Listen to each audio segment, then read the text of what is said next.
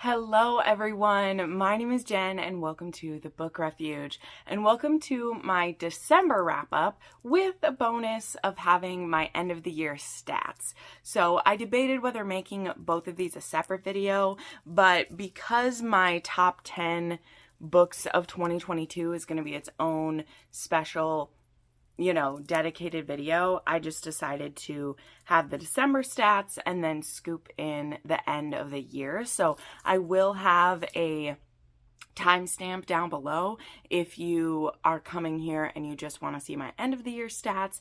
But I am going to do this video the same way that I do all my other monthly ones up until that point. So I'm going to go over my stats as well as my top favorite books of December, and then I will jump into the overall stats of how many books I read and kind of break down or show you the full scope of everything. So I'm very excited. Let's dive into this video. But first off, if you love what I do here at the Book Refuge, please at least like this video, subscribe to my channel if you want to stick around in 2023. We'll have more great content. 2023 will be my first full year as a full-time booktuber. And it's been an amazing journey and I can't wait to see what 2023 has to bring us. So let's go ahead and dive into my stats. We won't waste any time. I like these videos to be, kind of succinct when we go over my favorites and stats and everything. So for the month of December, which I will say right up front, I do the bulk of my rereading in December. I did start some of it in November, but I reread most of my favorites every year to help me decide that favorite. So this is skewed a little bit. I also I didn't end up taking 10 days off, but I did take about 6 days off. So I didn't finish a lot of books during that time, but I still read a very respectable 41 books, which was 13,635 pages, which averaged out to, because I did divide it by 29 days because I made these stats a day early. So I did do about 470 pages per day. So definitely still respectable, still above an average for me. These books were in the following formats. There was 15 ebooks, 9 audiobooks, 7 ARCs, and 12 physical books, which that is a pretty decent amount of physical books, and it makes sense based on all the rereads that I was doing. These books 10 were standalones and 31 were part of series, so that's good. There we go. The ratings for these books. I had 10 6-star books, right? Because of rereads.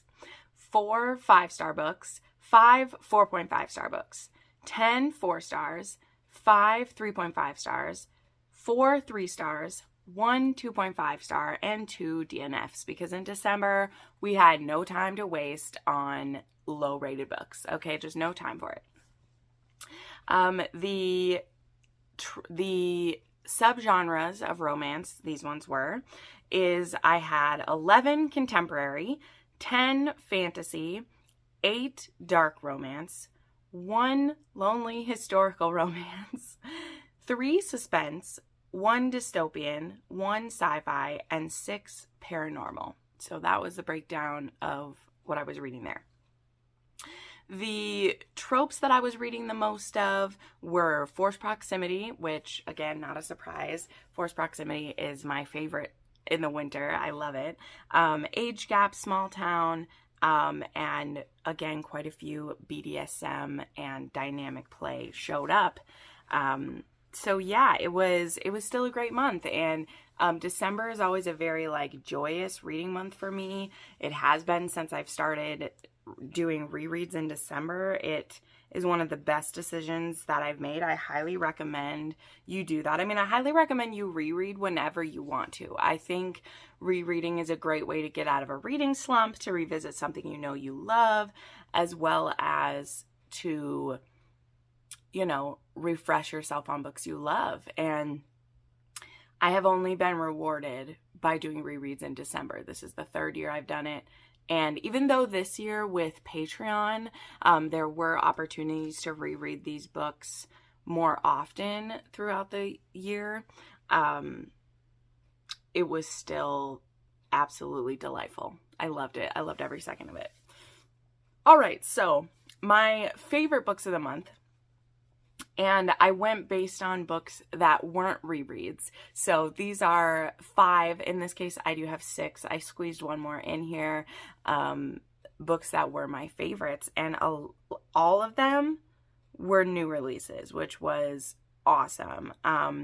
Okay, so let's go through this. So the first one I want to mention is The Sound of You by Ashley Mack, who, this is a friend of the channel. She is absolutely wonderful, and this was her most recent book in the Senses series. She did actually have, I think, is it Silence Me? That's the next one. Or maybe Hear Me? I don't know. But she also put out the next novella in this series, which I haven't got to yet. But The Sound of You was so much fun. It has 2 very damaged people in it. We have the Sphinx, and I think this one was Aro. I'm so sorry if I said the wrong one. I'll put up the right name. But this is the sister. She's a virgin. She's went through some very difficult things at the end of the last book. The last book was kind of the last book you could read out of order. So you really could read The Sight of You or The Taste of You. Like, you could pick up either one of those. But The Sound of You, it directly deals with stuff that happened in book 2, so you don't want to like skip around anymore. And our heroine has went through some damage, and it turns out that the person she wants to get revenge against is the same person that Sphinx wants to get revenge against. And so he makes a deal that he will help if she is kind of like voluntarily kidnapped by him. So I guess it's not really kidnapping, but he takes her to a place in the woods in a cabin to kind of train her and help her get ready for this revenge. And the Sphinx is called the Sphinx because he can't speak easily or well because of a certain thing that happened. But he definitely still has ways to communicate, and he is a very adoring hero. We'll say that. He's very attentive to our heroine's needs, and I very much enjoyed their story, and I gave that one 4.5 stars. I now, by the way, I don't want to show you the whole thing because we're going to go through these, but I have In Love and Words stickers all through my book journal. I'll just try to show the top one. And so I now have star rating, swoon rating, and the heat rating. And then I'm also using the like page number stickers just to see how I feel about them. I kind of like them because, yeah, The Sound of You was between 200 and 300 pages. I kind of like using that. I love her stickers. Like, I would use them all the time, and they inspire me in my bullet journal. So I love them. But anyway, I gave this one a 3 on my swoon rating. I don't quite know where I stand with my swoon ratings yet, but I'm figuring it out. I'm using them. And this one was a like 3.5 to 4 on my spice scale, which was great. Loved it. And then next, and I can't believe I read this in December. Like, that's the thing. December has been a very long month in a great way. Like, there was a lot that I accomplished. And so it's crazy to me that I read this book, which is Losers Part 2 by Harley LaRue. This came out right at the beginning of the month. And this was part 2 to a duet. This was a why choose. I personally would more call it a polyamorous relationship because it's not really a why choose. I mean, it is because it has that statement like why choose. The heroine doesn't have to pick, but it isn't only about what the heroine picks, because if you read part 1, which spins off of the dare, there's a whole thing with this. The way that it works is that the heroine was kind of a bully / her group was a bully to the heroes when they were in high school, and then they had kind of this interaction right after high school was over, and then she was gone, and now she's back, and a lot of those people who were bullies are still there, but so are these losers. But They're these four guys who they're actually in two relationships. They're in very kinky relationships. They have a lot of damage in their life, but they are there for each other. They support each other. And when the heroine kind of gets on the wrong side of them, again, she owes them. And they enter into kind of a sexy contract for how she can pay off her debt. It is all consensual, even though a lot of the things she enjoys is non-consensual things. So there is a lot of kink in this. There's a full list of this. Now, for the second part, I really loved this because it began with this fantasy that the heroine had that she shared with her men in the first book, where she wanted to be kidnapped and like have basically a rape fantasy weekend where she has no control. Of course she does. This one is a consensual BDSM relationship going on, so she definitely has safe words. There is wonderful aftercare, but this one has some kinks some people might not be comfortable with. It was funny, I was chatting with Maya from Maya Reads Spice. This book has waterworks in it, or water sports. I always want to call it waterworks. Water sports. But something that I've come across lately, when water sports has been written by an author who is using it not for shock value, it can have a lot of power. I'm not saying I'm enjoying it, but in the way that I appreciate kinkiness as a form of ultimate trust, this was done in an interesting way. Again, I don't think that should be a reason to keep you from reading the book, but just be aware that like it shows up and there's a particular scene like you will probably know it's going to happen, and you can just skip that page if you want to, because this duet honestly was very powerful and I enjoyed it. The reason this one was a 4.5, which I know we're splitting hairs, but that's what half stars are for, instead of a 5, is because there was kind of a superfluous plot device having to do with Manson's father. It was in the first one, it was in this one. I don't feel that it adds too much. It's supposed to add an element of danger, but I was so much more interested in our heroine coming into herself and accepting that she wants to be with these four men. And also these four men, not all of them know how they feel about wanting a woman in their relationship either.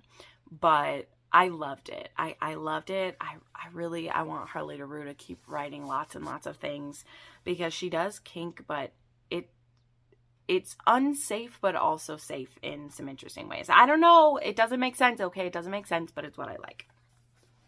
All right, then, The Lone Wolf's Rejected Mate by Kate C. Wells, another new release. This is out now. Have at it. This was a 5-star read for me, hands down. I loved it so much. This is book 3 in the 5 Packs series. This one is about Dara and Mary. We've met them in previous books. We know that Dara lives out in the woods. We don't know why he's a recluse, but he does bring tribute into the pack. Like, he will do hunting and he brings it in, and he does bring it to his mate who works in the kitchens. But she, we see a flashback of a time when they first became aware of their mating, and a very awkward situation that happens between both of them that is very hurtful to our heroine. And we're very much like, Dara, we can't forgive you. Like, you're horrible. But Kate C. Wells does something very clever where we don't see Dara's POV until we go to the present time, and we find out why he rejected his mate. And I'm using quotes with this one because his rejection is very different from the first two, in my humble opinion, and it's why this one's my favorite of the 3 and a favorite of the month, because I felt for him so much. And even though Kate C. Wells has me on the ropes, like she has me on my knees, I'm so devastated for Mari and the interaction that happens with Dara, and you're just like, Dara, how could you be so heartless? How could you do this? And then when I found out why, I was like, oh, that still sucks. But also, what else was a man supposed to do? Like, that's what I ended up feeling. And I think that that is a tough balance to strike. And I, again, personally feel that she does it. And yeah, I was very moved. And the the grovel is more subtle in this one than in the others. And in my opinion, it's because the hero doesn't need to grovel as much because of the situation. Yes, he needs to apologize and make right, but in this case, it isn't him not thinking he should be with the heroine or not thinking they're meant to be. It's him being fearful of what his wolf will do to his mate. And I don't want to say more than that, but there's also some outside forces that kind of push these two together in a very risky way, and I loved it. So yeah, this one was 5 stars for me. It was a 3 on, or no, this one was a 3 on my little swoony scale, and it was a 3 on the spice scale. Yeah, I loved it so much. Okay, then I read Hero by Claire Kent. This was another 5 star. This one was maybe more 4.5, but I bumped it up to a 5 because I was so excited to read another Claire Kent. I have loved her books for a couple years now, but I love the Kindled series. We've talked about it over and over again, and I'll never get sick of talking about it, okay? I love it. I've loved that more of my friends have gotten into it, and I can't wait to see what she writes next. So this one, I've shared about it before. This was supposed to be about Mac and Anna, and if you've read the Kindled series, you know who they are, and they are a couple that I have been highly anticipating. Claire Kent said when she sat down to read this one or write this one, she just wasn't feeling it, and she didn't want to force the story between Mac and Anna because, again, it's one we've really been anticipating. So she kept the title the same, which that, like, she had reasons for it. It has to do with, like, if she canceled this pre-order, Amazon would really kind of fuck her over. And so she's like, I didn't want to change the title, but she changed the blurb. And even though I feel like Hero very much works for both Mac and Anna, and so I understand why that's what the name of her book was. That's what happens when you pre-name your books. You know, when you pre-name your books before you've even written them, sometimes things change, right? Things change. So is the life of indie authors that we love so much, you know? That's how it happens. So this one instead was about Zed and Esther. Whew, I pulled that one out. Usually I write the names of the characters on my page and I forgot, so I remember though. And they're very interesting. They are an age gap, but they're kind of the smallest age gap we've had in this series because she's only 7 years younger. She is, Zed is technically her step uncle, but the way that this happened, she was 15, he was 22 when his brother and her mother got married, right? And she had kind of seen him as a wastrel, someone who was kind of like fucking around in life. And then the apocalypse happens. And her stepfather, which is Zed's brother, has a hunting cabin. And that's where they go when the apocalypse happens. And then her grandparents come. And Zed has gotten his girlfriend. I think her name was Sarah. We don't really see her. This all happens in like the prologue part of the book. Claire Kent is very good at like setting up what's happened, what we've lost, and then moving past it to the present time so we don't have to be in pain and suffer. And I very much appreciate that, not having to suffer, you know what I mean? So anyway, and his girlfriend has a baby, and that's like we see an interaction between them, and then we skip forward to year 6 of the apocalypse. So it's 5 years later, and now it's only Zed and Esther and Zed's little girl who are left at this cabin. And it's been 5 years. So that's why like this one isn't as much of like the age part of it isn't an issue. It's more they hated each other beforehand. Not really. This isn't even trying to pretend it's an enemies to lovers, but the heroine is still denying her feelings the most. Like she's kind of the one that's like, no, like we both need each other to survive, which is a very much a strong point of Claire Kent. Like that's the kinds of books that she writes is we're forced proximity, we're surviving together. That's who we are, right? Everything else is secondary to that. Our feelings don't matter type of thing, right? Right? There we go. So,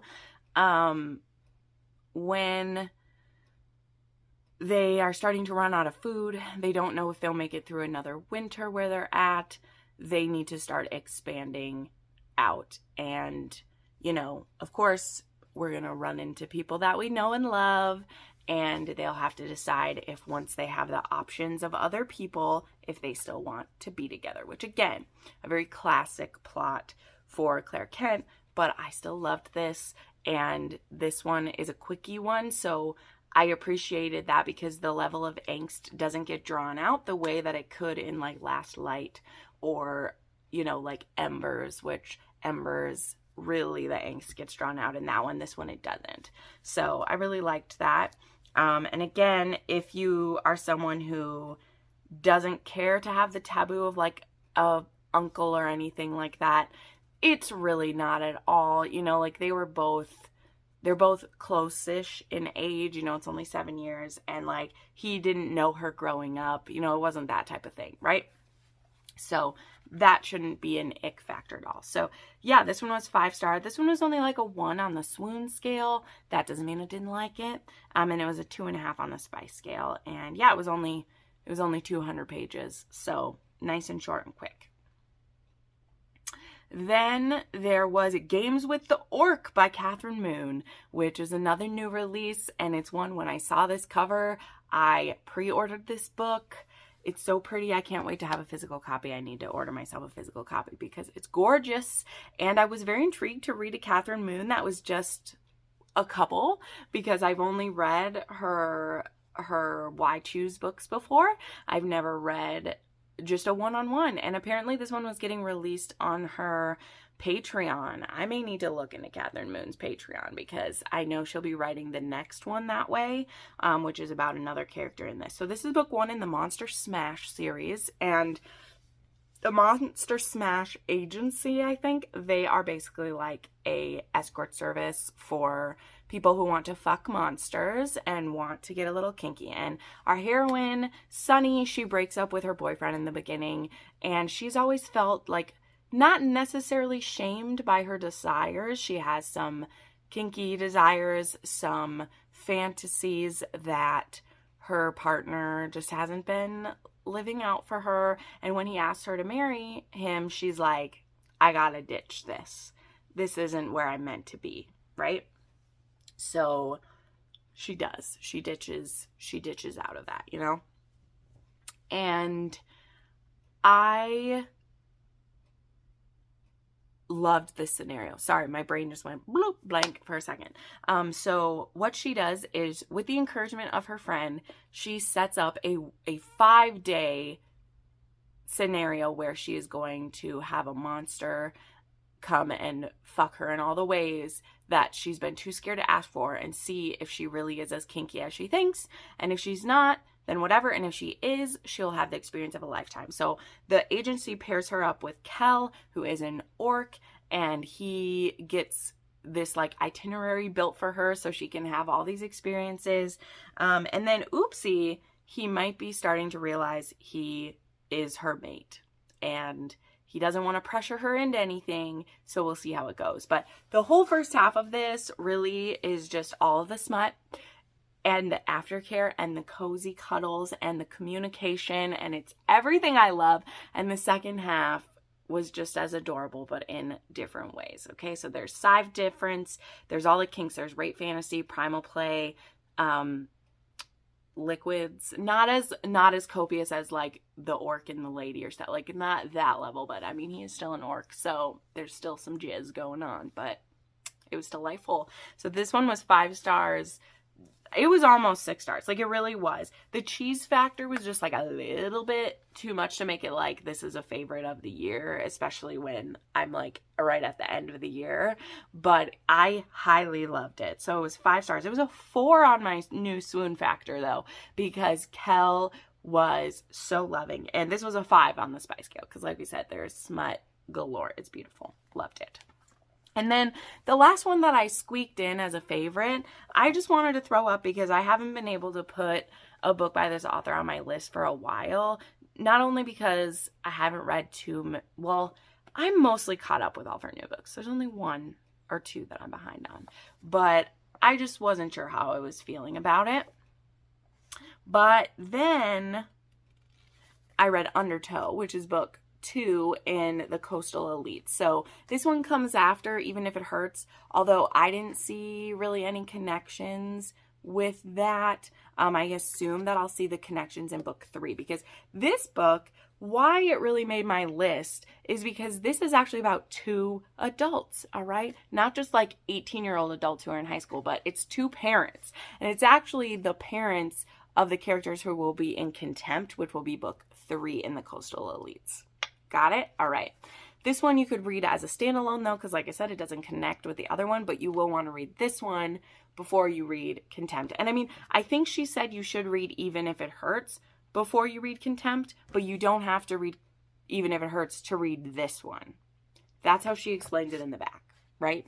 But you will want to read Even If It Hurts. Anyway, so this one is about Hayden and Gemma, and Landon is Hayden's son, and Parker is Gemma's son, and Parker has been bullied by Landon for a long time, but Hayden doesn't know that because he's been kind of an absentee father. He hasn't been a bad dad, but, I mean, maybe you could say that because this kid has been able to be a bully and a douche for a while, but he's a lawyer and he's a widower. Like, Landon and Hayden lost their wife and mother in a pretty tragic accident, which I'm sure will get explored in Landon's book. But the way this starts out is Gemma needs a lawyer because she's being bullied by people in her neighborhood who are trying to get her to leave. And so she asks her daughter for who's a lawyer, and she's like, well, Landon's dad is a lawyer, but like we wouldn't be able to afford him. She's like, I don't care, I'm gonna go see him. So Gemma like barges in and meets with Hayden, and she's wearing a belly dancing outfit because guess what, she's a dance teacher and she's come still in her work outfit and everything, which I just think is really cute. Okay, I think that's adorable. And he wants to get in, he wants to get under her skirt for sure. And so he is offering to help her in exchange for her, going on a date with him. And she's like, no, I can't go on a date with my daughter's bully's father. That would be betraying my little girl. And also, I don't have time to date this year. I'm spending the last year of my daughter's high school with her because she'll probably go away to school. All these reasons, right? But Hayden, it wouldn't be San Mariano if the man wasn't a little bit pushy, a little bit wheedling to get his way.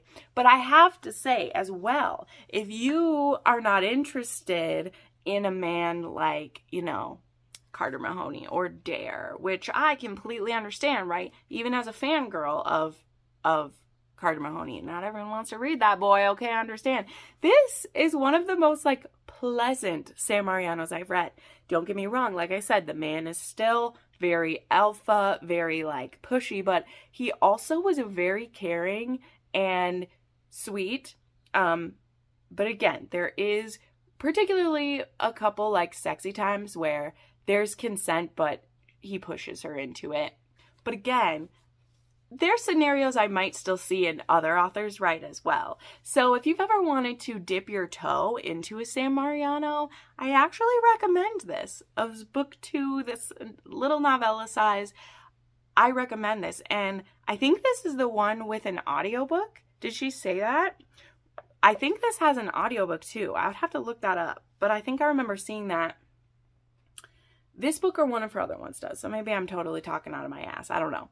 But this was fun. And some of the things I liked is like this is setting up the next book because the parents of these 2 are getting together. I don't know why I did that for parents.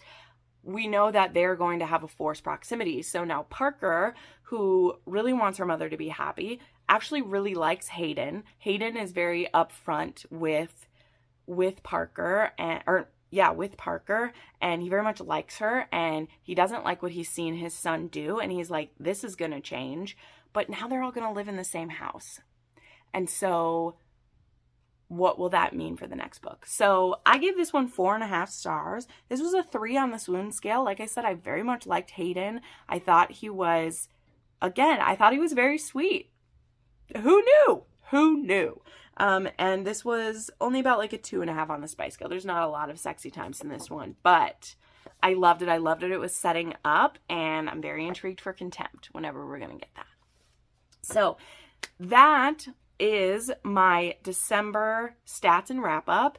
now at 30 minutes in, we're going to do my December stats. And this won't take us too long because, like I said, we're not going to do my favorites of the year. We're just going to do the end of the year stats. So for the year of 2022, I read 568 books, which was 185,288 pages, which averaged out to 507 pages per day. That was my daily average. That makes me so happy. That makes me so happy. That was my average page count per day.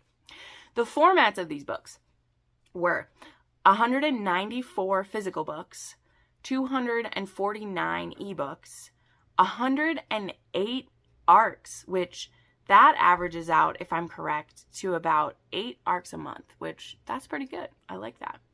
And that was 173 audiobooks, which is cool. So those were the formats. The subgenres that I read in, this kind of blew my mind a little bit.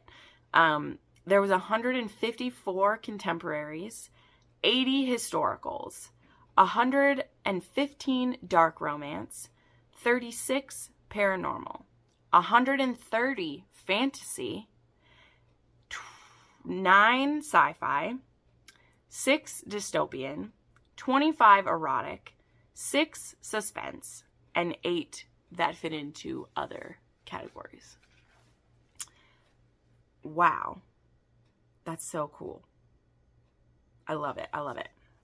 All right. The average rating, well, not the average ratings. The ratings of all of these books, for this one, will go from the bottom to the top for this. I had only 9 DNFs. And now, remember, I've done a video on my DNFs. DNFs, I only really count if I've read more than 50 pages. If I DNF a book just right in the beginning, or if I really plan to pick it back up again, I don't usually include it in this list. I had only one 1-star book. Find out what that is if you watch that video. 6 2-star books, 15 2.5s, 48 3 stars, 60 3.5 stars, 217 4 stars, 63 4.5 stars, 102 5 stars, and 47 6 stars. And to make the note of that, anytime I reread a 6-star book, you know, it's counting as that. So I actually had 18 new 6-star books, which will all be talked about in my favorites of the year. So the most popular tropes / my favorite tropes that I read, I would love to do that because I have my beautiful stickers from Breed. So we'll talk about these. I loved the most forced proximity, fated mates, age gap, which will always be up there, road trips, mafia, grumpy sunshine, dubious consent, because I still love my dark stuff, and second chance, which, again, when you watch my favorites of the year, you'll see I always have a sweet place for second chance romance. It's very special to me. So that is my December and year-end wrap up for stats. I hope you will come back and watch my favorites of 2022. I'll have that book or that video going up very soon. If you enjoyed this and if you've enjoyed the content I've put up in 2022, please like this video and be subscribed to my channel. Leave me a champagne cork pop because the day that I'm filming this, it is New Year's Day. Or New Year's Eve, and I'll be putting this video up on New Year's Day, so give me a champagne cork pop, and have a happy 2023. I can't wait to share with you what all my favorite books were. It's gonna be great. Have a wonderful day, my friends.